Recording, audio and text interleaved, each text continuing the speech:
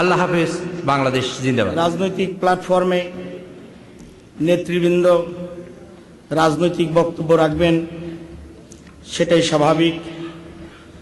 কিন্তু আজকে শিবির যে প্রেক্ষাপটে দাঁড়িয়ে সম্মেলন করছে, শিবিরকে এবং শিবিরের শুভাকাঙ্ক্ষীদেরকে একটি জিনিস গভীরভাবে উপলব্ধি করতে হবে।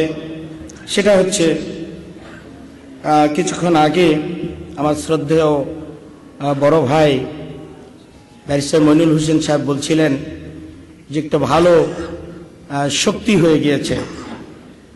আমি বিশ্বাস করি ইসলামী ছাত্র শিবির একটি ভালো শক্তি হয়েছে, কিন্তু এই শক্তির পেছনে আসল শক্তি কি?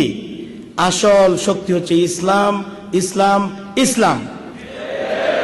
ইসলামের কারণেই বাংলাদেশে ইসলামী ছাত্র শিবির আর ইসলামপন্থীরা একটি শক্তি। এদের শিকড় বাংলাদেশের মাটির গভীরে।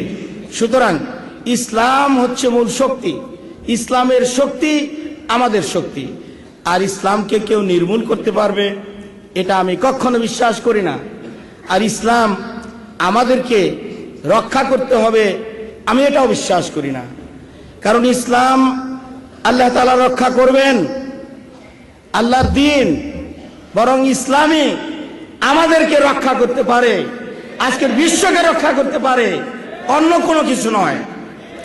আমার দ্বিতীয় কথা, কেন্দ্রীয় সভাপতি সেলিম উদ্দিনের স্বাগত বক্তব্য যারা শুনেছেন, তার বক্তব্যের মধ্যে সুস্পষ্টভাবে একটি কথা তিনি বলেছেন যে স্বাধীন দেশের জন্য ছাত্র রাজনীতিতে গুণগত পরিবর্তন দরকার।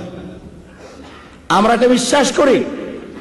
ইসলামী ছাত্র শিবিরের কেন্দ্রীয় সদস্য সম্মেলন অথবা ইসলামী ছাত্র শিবিরের কোন প্ল্যাটফর্ম তথাকথিত